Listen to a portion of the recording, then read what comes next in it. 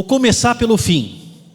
Pelo menos vocês terão uma ideia do grande desafio que é integrar a psicologia, a espiritualidade e a religiosidade. Eu tive e tenho a honra, a alegria de trabalhar como psicoterapeuta há 25 anos.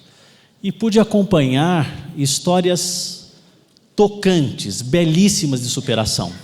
O que naturalmente motivou a confecção de um documentário que nós estamos fazendo, filmando, com as histórias reais de 150 pacientes e que vão compartilhar os aprendizados dessa integração harmoniosa entre a psicoterapia, a espiritualidade e a religiosidade. Então, eu vou dedicar 3 minutinhos para vocês assistirem um trailer desse documentário, começando assim pelo fim, mostrando que é possível sim essa integração saudável. Nesse trailer, nós escolhemos pouquíssimos pacientes que dão naturalmente o depoimento de superação por meio dessa integração saudável entre a espiritualidade, a religiosidade e a psicoterapia. Eu estava aqui em São Paulo, hospedado num hotel, eu ainda não morava aqui. Eu saí desse hotel, que era próximo a Rebouças, vim andando até o Parque Trianon, não sei como, mas eu vim andando. Cheguei ali na Alameda Jaú, 9 de julho, em cima do túnel 9 de julho, pulei a mureta do túnel e fiquei sentado com as pernas para fora do túnel, olhando a 9 de julho, prestes a pular.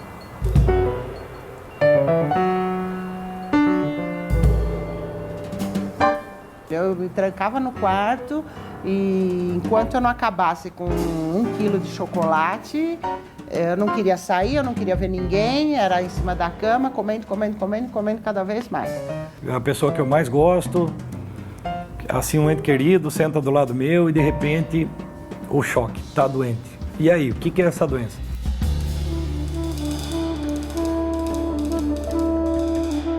Eu cheguei a ficar umas 4, 5 noites direto, sem dormir.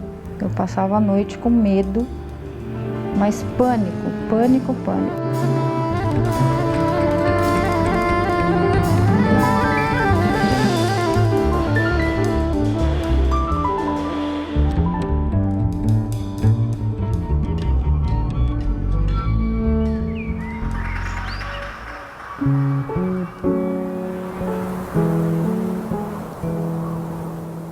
Você sabe que a porta é ali, mas quando você está ruim, você precisa que alguém pegue na sua mão e te leve até a porta para você sarar.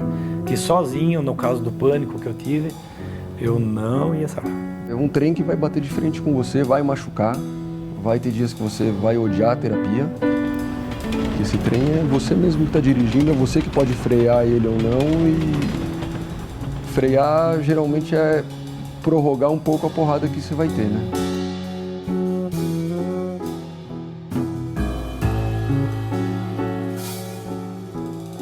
Eu não conseguia ler nenhuma concretização, eu não conseguia perceber nenhuma situação em que eu tivesse começado a fazer alguma coisa, seja no âmbito afetivo, seja no âmbito profissional, que eu tivesse dado o start e tivesse concluído. Então a minha vida ela teve um salto de 200% para melhor a partir da psicoterapia. E bicho, eu vou falar honestamente para você, eu acho que nunca na minha vida eu fui tão feliz. É isso.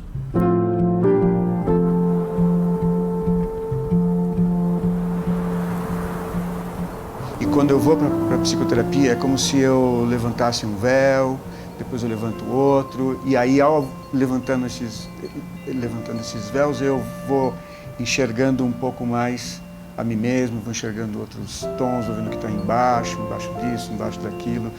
Para mim é um processo assim, de descoberta.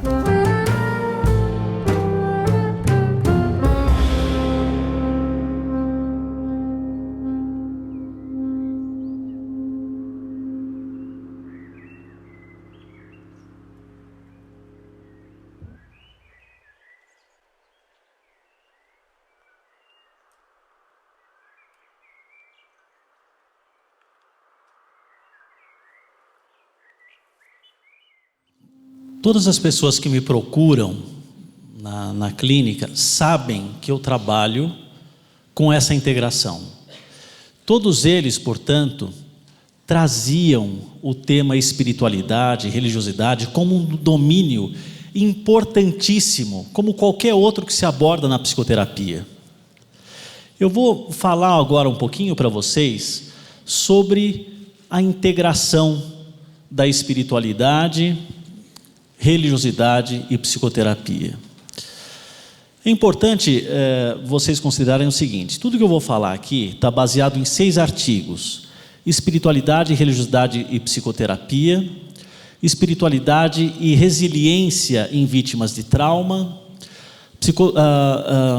dinâmicas psicológicas afetando memórias traumáticas, um estudo que nós fizemos com ressonância magnética funcional em policiais militares que foram atacados pelo PCC em 2006, antes e depois da psicoterapia, e o primeiro artigo que traz, com respeito ético, um método que considere a hipótese da reencarnação, a espiritualidade, a religiosidade de pessoas que consideram a possibilidade que os traumas, as dificuldades, os sintomas estejam num passado mais remoto, publicado em 2012 no Journal of Neuromental Disease.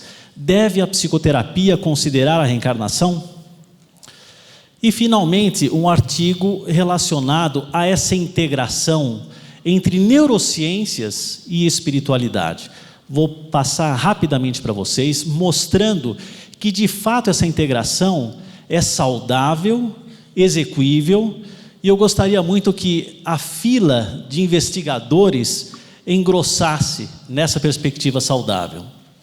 Como vocês bem sabem, o interesse sobre a espiritualidade, a religiosidade sempre existiu em diferentes períodos, épocas. No entanto, o que acontece? Quais são os principais desafios no âmbito terapêutico? Falar a mesma linguagem. E para que isso aconteça, nós precisamos ter um conceito. O conceito do que é religião e do que é espiritualidade. Então, de cara, logo de início no processo terapêutico, a gente precisa conversar com os nossos pacientes de maneira que a gente esteja conversando no mesmo idioma, para que a gente possa saber o que eles estão comunicando e que eles possam saber o que nós comunicamos. Portanto, a espiritualidade aqui, eu estou considerando o conceito do Koenig, especialmente, 2001, é uma busca pessoal de respostas sobre o significado da vida e sobre o relacionamento com o sagrado e ou o transcendente. Em relação às contribuições das neurociências, estudos a respeito da religiosidade, da experiência religiosa, como prece ou meditação, assim por diante, mostrou algo muito interessante, que a religiosidade não é necessariamente uma experiência única, imediata, mas é uma experiência que pode favorecer um enquadre cognitivo, um jeito de enxergar as situações que eu vivencio. Os estudos epidemiológicos, populacionais, mostram que a maioria de nós passou ou passará por eventos potencialmente traumáticos. O enquadre para essas situações, o jeito que eu processo esses eventos, pode configurar ou não a situação como um trauma. Esse é um outro capítulo. Naturalmente, quem tiver interesse pode aprofundar esse conteúdo no meu site clinicajuliopérez.com.br, tem vários artigos a respeito. Mas o ponto fundamental é que a religiosidade e a espiritualidade, na maioria das vezes, nem sempre, favorece um enquadre da situação estressora numa perspectiva de aprendizado e não numa perspectiva de configuração do trauma. A espiritualidade pode equipar indivíduos para responderem às situações em que se veem face a face com os limites do poder e do controle humanos, quando confrontados com suas vulnerabilidades. Pode reduzir a perda do controle e do desamparo, fornecendo uma estrutura cognitiva para diminuir o sofrer e desenvolver a finalidade e significado em face ao trauma. O que essa situação está pedindo para eu aprender? A espiritualidade constitui uma parte importante da cultura, dos princípios e dos valores utilizados pelos clientes para dar forma a julgamentos e ao processamento de informações. Pode fornecer ordem e compreensão de eventos dolorosos, caóticos e imprevisíveis. O trauma se relaciona diretamente com o fator imponderável, fator surpresa. Portanto, se o indivíduo tem um jeito de enxergar o mundo que envolve costas quentes espirituais ou um Deus provedor que a tudo assiste, eu posso encontrar mais facilmente um significado para o que está acontecendo, um sentido maior para aquele evento. Vários estudos em resiliência mostram conteúdos muito interessantes que conversam diretamente com a espiritualidade e a religiosidade. Vamos dar uma olhada rápida. Fatores de ajustamento. As pessoas que têm esses traços de solidariedade, gratidão, interesse e amor, são mais resilientes, vamos chamar assim, do que outros sem essas características. O que naturalmente conversam essas características com a espiritualidade, com a religiosidade, a gratidão, a caridade, falada há pouco, a solidariedade, o interesse, o amor, são fatores de ajustamento diretamente associados à resiliência. Como vocês sabem, resiliência é a capacidade do indivíduo atravessar uma situação difícil, dolorosa e voltar à qualidade satisfatória de vida. E por muitas vezes, essa qualidade de vida é relativamente superior à que ele tinha antes do evento estressor acontecer. E a religiosidade, a espiritualidade pode, nem sempre, influenciar esse manejo, essas sínteses cognitivas relacionadas à superação. Portanto, o conhecimento e a valorização dos sistemas de crenças dos pacientes, em geral, colabora com a aderência do indivíduo à psicoterapia, assim como melhores resultados da intervenção. O psicoterapeuta, por consequência, é uma necessidade ética. Ele deve estar confortável com as crenças espirituais e religiosas que o paciente traz. Porque esse domínio pode trazer também robustas referências de superação. E se eu simplesmente desconsidero esse histórico espiritual e da religiosidade desse paciente, eu deixo de aproveitar no processo terapêutico essas capacidades intrínsecas do paciente. Então, veja, eu estou há 25 anos na prática clínica. Quando eu comecei, logo que eu me formei, a gente não podia falar sobre o tema espiritualidade e religiosidade. Mesmo assim, eu falava, eu insistia.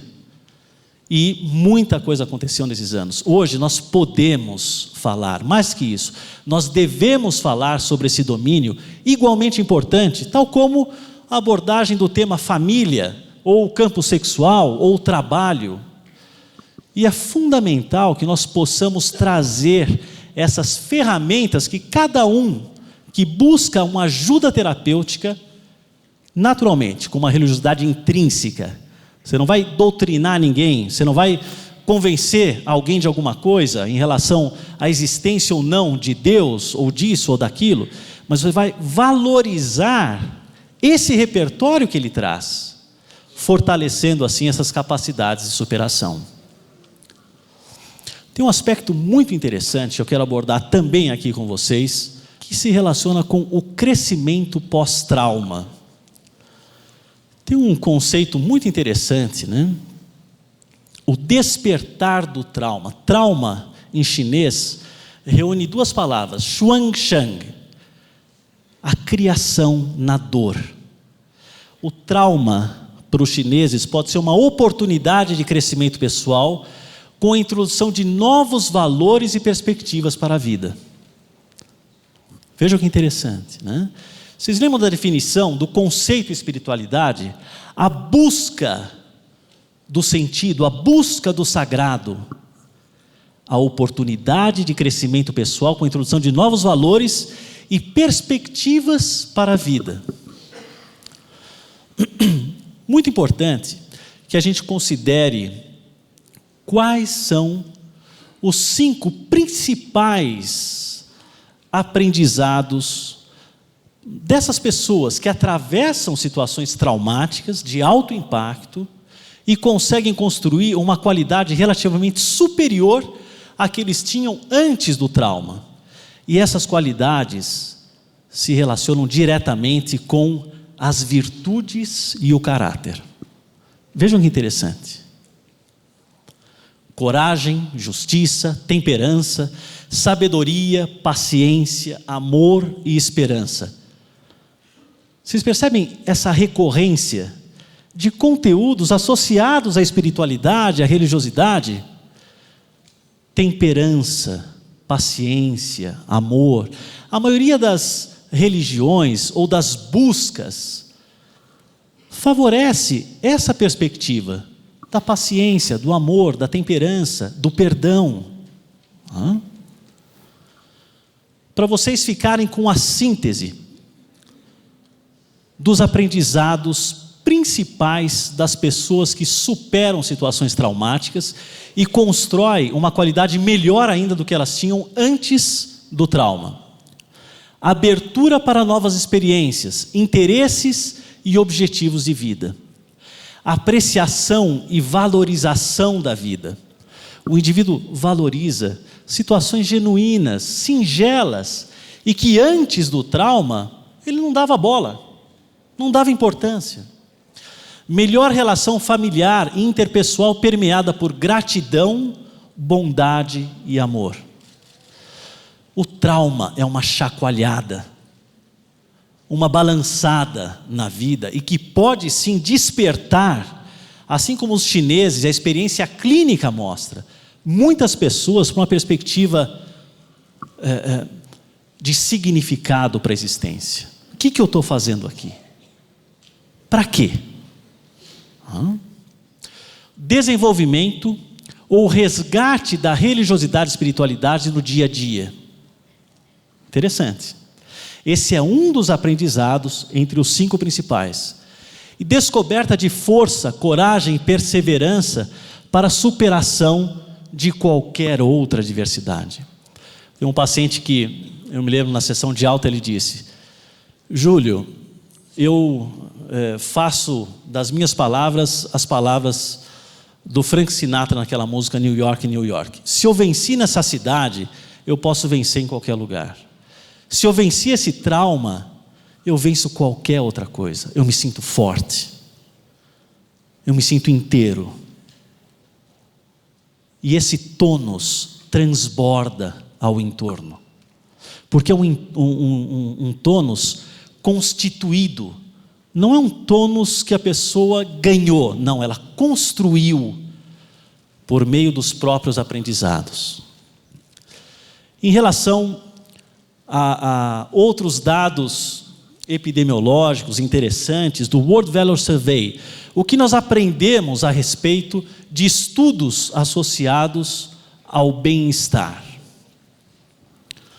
Vamos observar esse aspecto outra vez. Olha, pessoas que reportam com frequência o sentimento gratidão têm maiores índices de fatores positivos, bem-estar e felicidade. Índices maiores de cooperatividade estiveram fortemente relacionados à felicidade. Outra vez, por um outro caminho, valores, perspectivas, ensinamentos associados à espiritualidade e religiosidade, alinhados ao bem-estar, à felicidade. Um outro dado interessante, vamos por um outro caminho agora. O que a neurociências nos ensina a respeito dos níveis de felicidade? São vários afetos positivos. No entanto, De maneira geral, fazendo uma introdução sem falar ainda das neurociências. Tem um nível muito interessante que é a satisfação com a vida, envolvendo um bem-estar mais consistente e duradouro, que não é simplesmente um momento fugaz de prazer, ou uma surpresa agradável, ou um envolvimento bom com amigos ou família, mas tem a ver com um estilo de vida, com gratidão, com motivação e contentamento íntimo, propósito e significado amplos para a vida. A busca de um sentido para a existência. Por que cada um de vocês está aqui nesse momento? Qual que é o significado dessa experiência? Se nós trouxermos o nosso objetivo maior, várias e várias vezes ao dia, a nossa qualidade de vida melhora. Assim como um atleta, por exemplo, um maratonista, que sabe que vai correr daqui a, 8 meses, uma prova de maratona, e ele precisa se preparar para isso. Se ele trouxer o objetivo dele a cada dia de treino, ele se fortalece. A qualidade do treino fica cada vez melhor. E assim o psiquismo funciona. Trazendo o significado amplo para a nossa existência, aqui e agora, eu faço valer a pena, para mim e para o entorno. Esse é o ponto. Estudos em neuroimagem mostram algo muito interessante, né? Hoje, a neuroimagem pode captar comportamentos genuínos de caridade e altruísmo, sem a presença de observadores.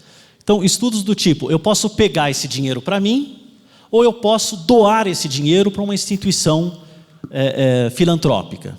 Ninguém está vendo isso. Então, a atitude da caridade mostra que as regiões mesolímbicas associadas ao bem-estar, ao prazer, são mais ativadas durante atos de caridade do que atos egocentrados. Interessante, né? Em outras palavras, as pessoas que realmente se sentem bem, fazem o bem. Tem uma vasta literatura a respeito que vale a pena aprofundar, inclusive de um brasileiro chamado Jorge Moll, que estuda em neuroimagem o tema caridade, moral e assim por diante. Então esse, por exemplo, é o estudo dele, mostrando que as áreas mesolímbicas, o sistema de recompensa, foi mais ativado durante doações em relação à condição de pegar aquele mesmo dinheiro para si mesmo, né? Um estudo que nós fizemos com neuroimagem dos policiais militares que sofreram os ataques do PCC em 2006. Esse estudo reuniu 3 grupos. As pessoas traumatizadas, submetidas à psicoterapia, as pessoas resilientes e as pessoas traumatizadas não submetidas à psicoterapia. Foram 2 controles. As pessoas não submetidas à psicoterapia, naturalmente, foram submetidas depois do estudo, né, realizado. O que eu quero mostrar para vocês é que, durante a situação de bem-estar, de superação, tanto daqueles que realizaram a psicoterapia e superaram os seus traumas, como do grupo de resilientes, de policiais que não foram traumatizados e passaram pelas mesmas experiências, alguns fatores se relacionaram especialmente com o bem-estar. Um deles, religiosidade intrínseca colaborativa. Eu faço a minha parte e delego as variáveis que eu não controlo a quem possa controlar. Eu coloco a minha farda, o meu colete, estou preparado, tenho a minha arma, estou atento. Agora, o imponderável, eu delego a Deus, ou ao anjo da guarda, ou ao meu mentor, ao meu espírito protetor, ou não importa o nome que seja. Esse aspecto favoreceu a resiliência e a superação do trauma, nesses dois grupos. O trauma, nessa perspectiva de processamento, quando acontece algo de imediato, de surpresa, eu não consigo absorver esses conteúdos, processar. Tanto é, quem foi, por exemplo, quem atravessou por um acidente ou um assalto, no primeiro momento, quando você vai contar o que aconteceu para alguém, essa estrutura narrativa está truncada. É mais a emoção, as sensações, né? Quer dizer, o mal-estar prevalece e menos a estrutura narrativa. O processamento que a psicoterapia favorece é justamente a integração desses fragmentos sensoriais e emocionais numa narrativa. É como se nós estivéssemos decifrando o trauma. O que é aquilo? Aos poucos eu consigo ler o que está mal escrito ou pouco compreensível, que é uma das definições de trauma psicológico. E a religiosidade e a espiritualidade podem robustamente favorecer essa leitura, esse atribuir significados para o que está ainda sem uma história constituída. Reencarnação. Esse é um dado interessante. Vários artigos têm sido publicados a respeito e, recentemente, eu publiquei um artigo em consideração às pessoas que consideram a hipótese da reencarnação, apresentando um método respeitoso e ético para o trabalho com essas pessoas reencarnacionistas. Os dados demográficos também justificam essa abordagem. 44% da população brasileira não acredita em reencarnação. A maioria de nós acredita em reencarnação. Há que se contemplar esse sistema de crenças. A gente não pode deixar de lado. Mesmo que eu não acredite em determinada crença, eu preciso respeitar a crença do meu paciente.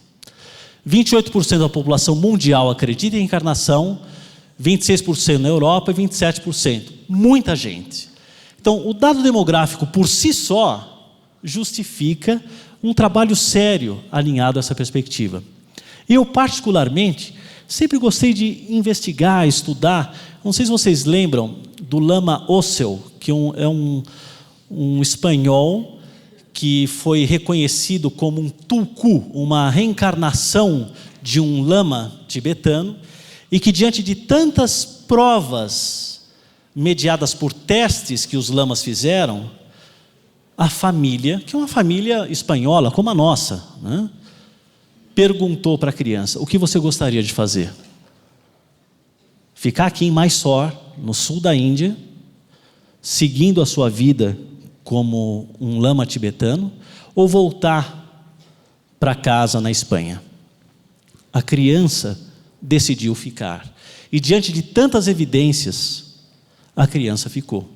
Evidências pautadas nesses testes que os tibetanos submetem à criança, e que não dá para detalhar aqui.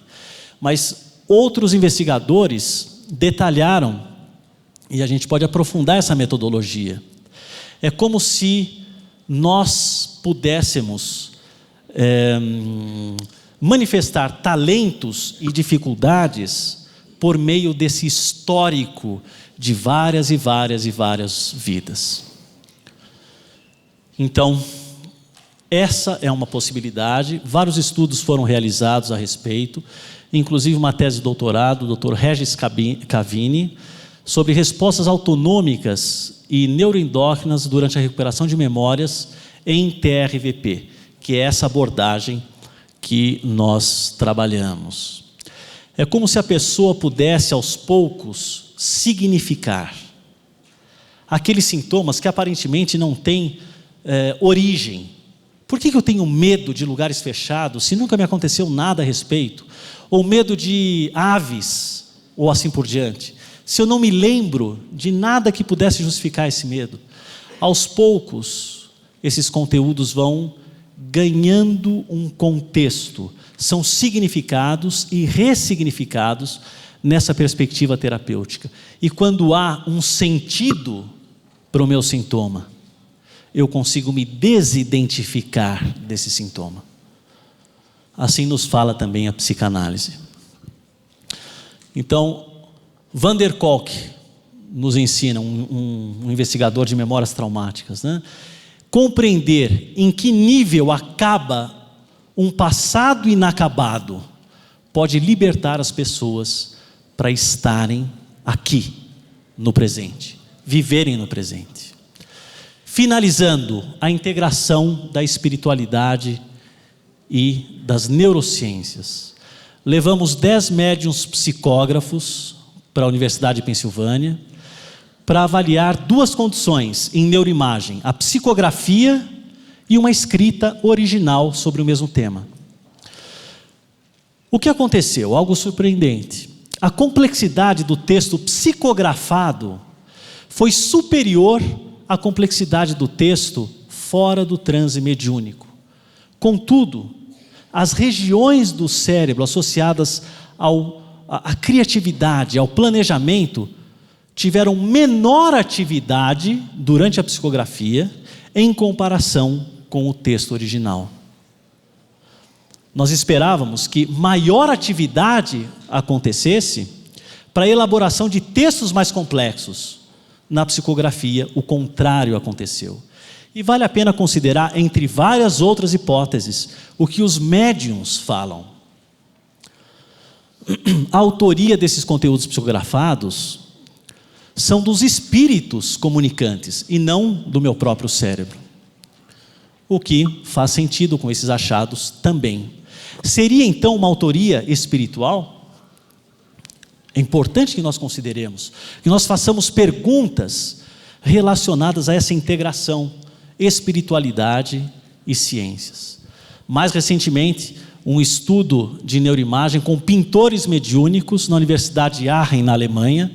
É um estudo que envolve um time imenso e de colegas que participam ativamente, né? Eu vou mostrar uma fotografia do grupo envolvido, só para uma referência, mais uma referência de que é possível sim estudar essa possibilidade. Veja o grupo que participou desse estudo. Quer dizer, um estudo de neuroimagem sobre pintura mediúnica e pintura fora do transe mediúnico, com ressonância magnética funcional. As análises, os resultados continuam acontecendo. Agora, é uma cena interessante para observar, né, gente? Os médiuns pedindo vibrações, imposição de mãos, antes do exame acontecer. É possível, sim, essa integração. E é muito importante que nós possamos estudar e cada vez mais desenvolver essa qualidade de estudos que naturalmente envolvem a espiritualidade. Fica aqui a minha gratidão imensa aos meus pacientes, a honra por ter acompanhado histórias tocantes, muito bonitas de superação, e o meu abraço, a minha gratidão também a vocês, pela oportunidade de estar aqui novamente. Muito obrigado.